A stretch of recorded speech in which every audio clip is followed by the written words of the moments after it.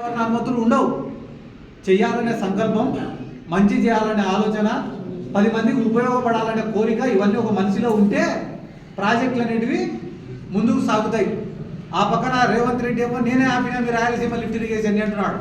హరీష్ రావు ఏమో రేవంత్ రెడ్డికి ఏమీ తెలియదు, కోర్టుకు పోయింది, పోరాడింది మేము, రాయలసీమ లిఫ్ట్ ఇరిగేషన్ ఆపింది మేము అంటాడు.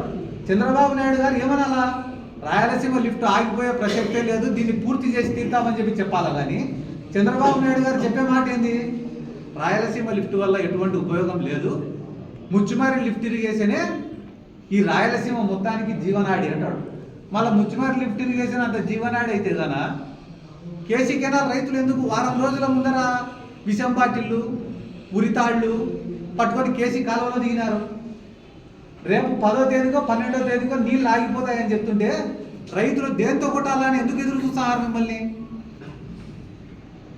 ముచ్చుమారి ఎత్తిపోతల పథకం యొక్క కెపాసిటీ ఎంత? 1000 క్యూసెక్కులు పారుతున్నాయంటే కానీ 4 పంపులు ఒక లిఫ్ట్ అది.